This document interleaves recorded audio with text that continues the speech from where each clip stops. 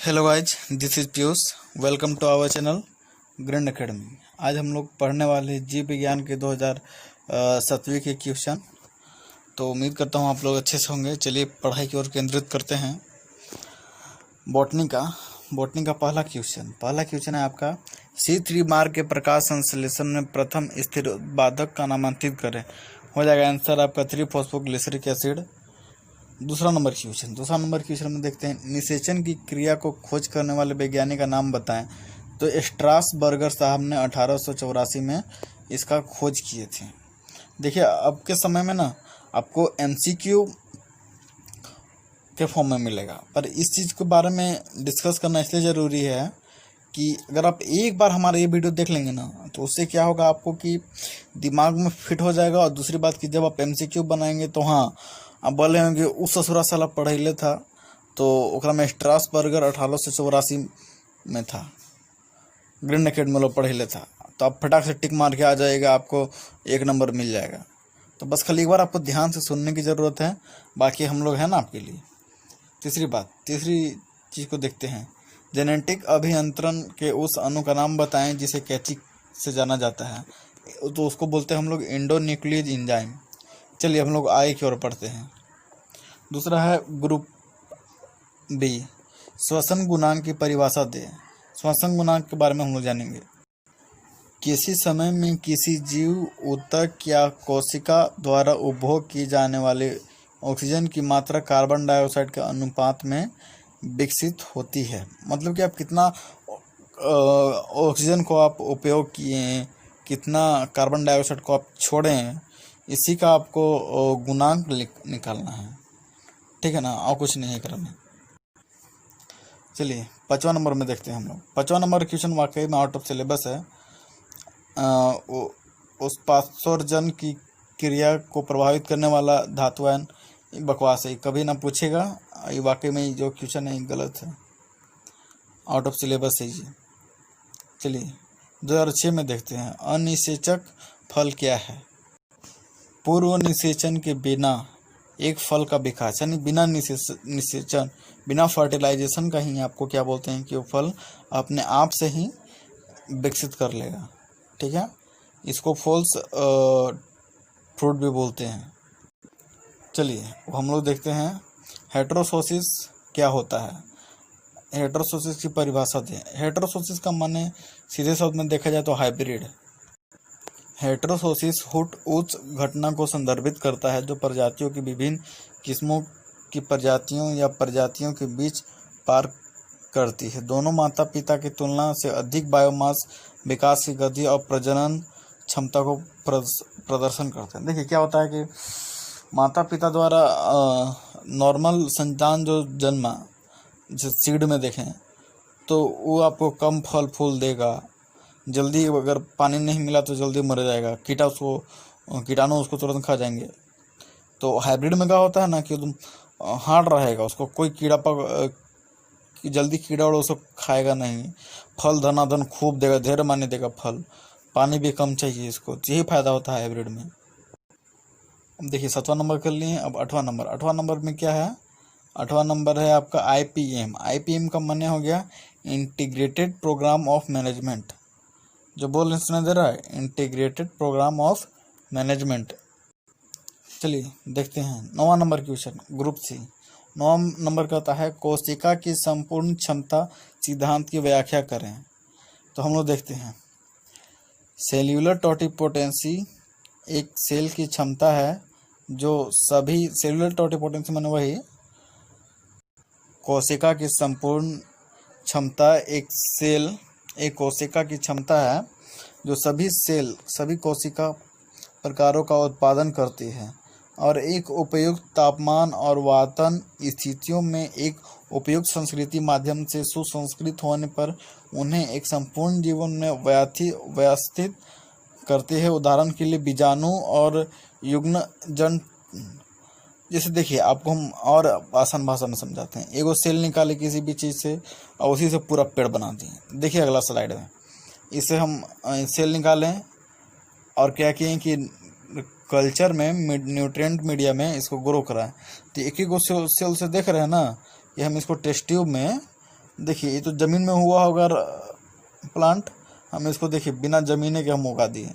यही cell totipotency, मैंने आपको आगे वाला सेल को निकाल के और एक ही गो सेल से पूरा तरीके से ग्रो कर जाना, इसी को बोलते हैं हम लोग कोशिका की संपूर्ण क्षमता। भले उस जमाने में आउट ऑफ सिलेबस है पर अभी पूछता है, दिया हुआ है। देखिए कायिक संकरण क्या है, व्हाट इज सोमेटिक हाइब्रिडाइजेशन। कायिक संलयन को ही हम लोग दैहिक संलयन बोलते हैं। देखिए दैहिक संलयन जिसे प्रोटोप्लास्ट माने कि एक आपका सेल है, सेल के अंदर न्यूक्लियस है, इसको बोलते हैं हम लोग साइटोप्लाज्म। सेल के अंदर का जो मटेरियल है उसको बोलते हैं साइटोप्लाज्म। और मटेरियल सेल के अंदर से जो हम न्यूक्लियस निकाल देंगे ना, मेन वाला जो गोले गोले वाला जो न्यूक्लियस है, इन न्यूक्लियस को निकाल देंगे ना, तो यही हो गया आपका क्या बोलते हैं कि प्रोटोप्लास्ट। तो देखिए जिसे प्रोटोप्लास्ट संलयन भी कहा जाता है, पौधों में एक प्रकार का आनुवांशिक संशोधन है जिसके द्वारा पौधों की दो अलग अलग प्रजातियों को एक साथ जोड़ा जाता है।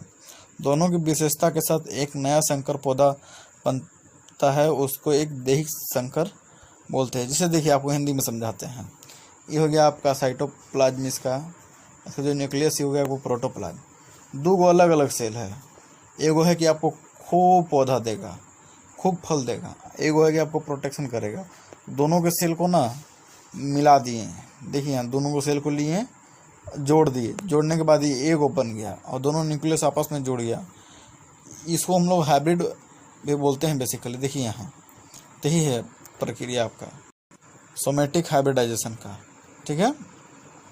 इट्स यूजेज, जैसे कि इट्स यूजेज में आपको बता दें कि क्या करेंगे हम लोग, ये टमाटर का और आलू का दोनों का सेल से आपको क्या बोलते हैं प्रोटोप्लास्ट निकाल के जोड़ देंगे तो नया तरह का पौधा बन जाएगा, समझे। चलिए अब हम लोग जानते हैं कि जल विभव पर एक टिप्पणी लिखें। चलिए जल विभव पर हम लोग टिप्पणी लिखते हैं फटाफट। पानी की क्षमता संदर्भ स्थितियों में शुद्ध पानी की सापेक्ष प्रति इकाई मात्रा पानी की संभावित ऊर्जा है, ठीक है। पानी की क्षमता असमानता, गुरुत्वाकर्षण, यांत्रिक दबाव और कोशिका क्रिया जैसे मैट्रिक्स प्रभावों के कारण पानी का एक क्षेत्र या दूसरे क्षेत्र में जाने की प्रकृति को निर्धारित करता है। देखिए इसमें बेसिकली क्या है कि ये तो खैर याद करके लिखने वाली चीज़ है, पर दूसरे शब्दों में समझे आसान भाषा में, तो एक गिलास पानी आप माने प्योर पानी रखिए और दूसरा गिलास में खूब सारा 1 किलो चीनी घोल दीजिए, आधा केजी ओकरा में रखिए। तो दोनों को जब बहाएंगे ना तो चीनी वाला देखिएगा धीरे लेट से बहेगा और पानी वाला धन से बह जाएगा। तो वही वाटर पोटेंशियल, पानी की क्षमता, आंतरिक क्षमता को ये दर्शाता है, ठीक है। क्रेंज आंतरिकी क्या है, चलिए हम लोग समझते हैं। क्रेंज एनाटॉमी या क्रेंज आंतरिकी C4 पौधों में एक विशेष संरचना है जिसे मेसोफिल सेल की एक अंगूठी की तरह फैशन में बंडल म्यान कोशिकाओं के आसपास जाकर घुल जाती है। बंडल म्यान कोशिका में क्लोरोप्लास्ट की संख्या ज़्यादा होती है एज कम्पेयर टू मेसोफिल कोशिका की तुलना में। यह C4 घासों में पाया जाता है जैसे कि मक्का और कुछ डाइकोट्स में, ठीक है। बस यही आपको लिखना है। हम लोग 12 नंबर ले लिए, अब चलिए हम लोग 13 नंबर देखते हैं। देखिए मेरे वीडियो को देखने के लिए आपको 360 करना पड़ेगा तभी क्लियर आएगा। कितना हम लोग कंप्यूटर से स्कैन करके एडिट करें बताइए ना, इतना घटिया क्वालिटी का पेपर ही मिलता है क्या बताएं। तो देखिए ग्रुप डी में क्या है, ग्लाइकोलाइसिस का अक्षरीय चित्रण करें। चलिए तो हम लोग ग्लाइकोलाइसिस का चित्रण करते हैं। देखिए यही चीज़ जो है ना, यही चीज़ बस आपको एग्जाम में बना दीजिएगा, आपको पूरा 5 में 5 नंबर देगा।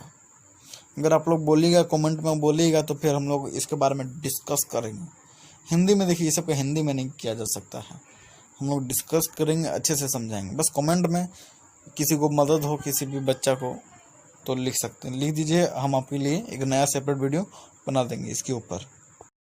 चलिए 14वां नंबर देखते हैं। 14वां नंबर क्या कहता है कि ऑक्सीजन के जैव अपमानन का उल्लेख करें। वाकई में ये भी आउट ऑफ सिलेबस है, इसी क्वेश्चन में पूछेगा। ससुरा इतना आउट ऑफ सिलेबस काहे लिखता है, मुझे समझ में नहीं आता, बताइए आप ही। चलिए जूलॉजी में देखते हैं। जूलॉजी में क्या है, मांसपेशी के सिकुड़न में क्या सिकुड़ता है, ठीक है। तो आपका आंसर हो जाएगा आपका एक्टिन, एक्टिन सिकुड़ता है, ठीक है। भले ही 5 को ऑप्शन दे दिया है MCQ टाइप से, लेकिन आपको लिखना होगा एक्टिन, एक्टिन जो है आपका वहाँ पे सेट करता है। दूसरा MRI क्या है, तो मैग्नेटिक रेजोनेंस इमेजिंग, ठीक है। अगर आप लोग कमेंट में करके बताइएगा तो MRI के ऊपर भी हम लोग पूरा अच्छे से वीडियो देंगे। बहुत सारा गांव देहात में लोगों को ना पता नहीं होता है कि एक्चुअली MRI होता क्या है, कैसे काम करता है, सबको जानने की इच्छा होती है, अंदर से प्रज्वल इच्छा होती है। तो बना देंगे वीडियो, पर एक बार कमेंट में तो लिखिए, लिख के तो देखिए जनाब। चलिए तीसरा नंबर हम लोग देखते हैं, 2 द्वितीय प्रदूषक का नाम। देखिए पिछले ये 2006 में पूछा था कि सेकेंडरी पॉल्यूटेंट यानी कि द्वितीय प्रदूषक क्या होते हैं, पर देखिए अगला साल तुरंत ओकरा से रिलेटेड पूछ दिया कि ससुरा ये हमारा बताओ, एक एग्जाम्पल बताओ। 1 नंबर में पैन और स्मोक, ठीक है। चलिए पाचन की परिभाषा दें। तो इस सबको पता है कि पाचन के बाद क्या होता है, लेकिन पाचन के बारे में जानना फिलहाल उतना मत सोचिए। पाचन वह प्रक्रिया है जिसमें भोजन को यांत्रिकीय और रासायनिक रूप से छोटे छोटे घटकों में विभाजित कर दिया जाता है ताकि उन्हें रक्त धारा में अवशोषित किया जा सके। पाचन एक प्रकार की अपचय क्रिया है जिसमें आहार के बड़े अणुओं को छोटे छोटे अणुओं में बदल दिया जाता है। देखिए लगातार आप एक बार में समझ में आया, एक बार में याद नहीं हुआ, 2 बार 3 बार ये वीडियो को देख लीजिएगा ना, कितना 15-20 मिनट का वीडियो बनेगा होगा। तो बनाते वक्त तो काफ़ी लंबा जाता है, पर काट छाट के हम लोग इतना कर देते हैं। तो उससे क्या होगा कि जब 2 बार 3 बार देख लीजिएगा ना, तो आपको जुबान पे, आपको जीभ पे, मुंह पर याद हो जाएगा आपको, समझे। मस्तिष्क स्टेम क्या है, यानी कि नेम 2 डिफिशियंसी डिवीज ऑफ मस्तिष्क स्टेम। क्वेश्चन गलत है, देखिए इंग्लिश में कुछ और लिख दिया है, हिंदी में कुछ और लिख दिया है, ठीक है। आउट ऑफ सिलेबस है, जाहिर सी बात है आउट ऑफ सिलेबस ही रहेगा। पर हम लोग डिस्कस करेंगे कि name 2 deficiency disease of thyroid hormone, यानी थायराइड हार्मोन के बारे में, बीमारी के बारे में 2 तरह की चीज़। पहला हो जाएगा आपको हाइपोथायरॉयडिज्म और दूसरा हो जाएगा थायराइड पेन, ये 2 याद कर लीजिए।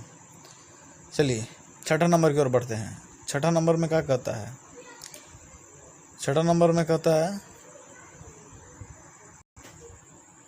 6ठा नंबर की क्वेश्चन कहता है आपको कि जंतुओं में पाए जाने वाले 2 अलैंगिक प्रजनन विधियों के नाम लिखें। तो पहला हो जाएगा आपका बडिंग और दूसरा हो जाएगा आपका फ्यूजन।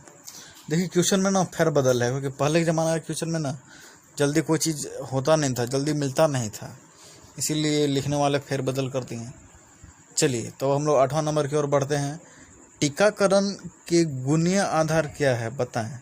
देखिए टीके छीन किए यानी कि मारे हुए रोगाणु होते हैं, जब ये शरीर में प्रवेश करते हैं तो रोगों के खिलाफ शारीरिक प्रतिरोधक विकास कर लेते हैं, लेकिन रोग नहीं पैदा करते हैं। कई संक्रमण रोगों के फैलने से रोकने के लिए टीका का प्रतिरक्षण अत्यधिक कारगर ढंग है।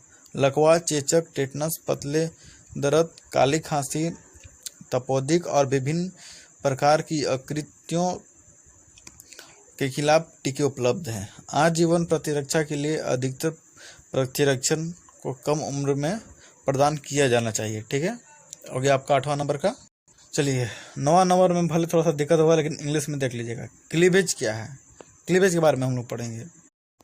देखिए क्लीवेज का तात्पर्य प्रारंभिक कोशिका विभाजन से है, जो एक निषेचित अंडे के रूप में होता है जो भ्रूण से विकसित होने लगता है। बस यही आपका क्लीवेज है, उसे ज़्यादा ध्यान मत दीजिए। चलिए देखते हैं हम लोग इसको डिटेल में।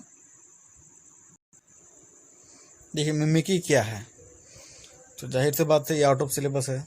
10 नंबर उस टाइम में इसको हम लोग सीधे काट देते हैं, आउट ऑफ सिलेबस है, मिमिकी के बारे में नहीं पढ़ना हम लोग को। चलिए 11 नंबर में क्या है, डिफाइन पॉपुलेशन, जनसंख्या की परिभाषित कीजिए। सबको पता है कि जनसंख्या क्या है, मनुष्यों द्वारा विविध कारणों से अधिक संतानों की पैदा की जा रही है, जिसके कारण जनसंख्या में बहुत वृद्धि हो गई है, जिससे हल में ऐसे स्थिति में पैदा हो गई जिसे हम जनसंख्या पॉपुलेशन एक्सप्लोजन कहते हैं, विस्फोट कहते हैं। जनसंख्या वृद्धि के अनेक समस्याएं खड़ी हो जाती हैं, जैसे कि भोजन, आश्रम, कपड़े इत्यादि की समस्याएं। सबको पता है।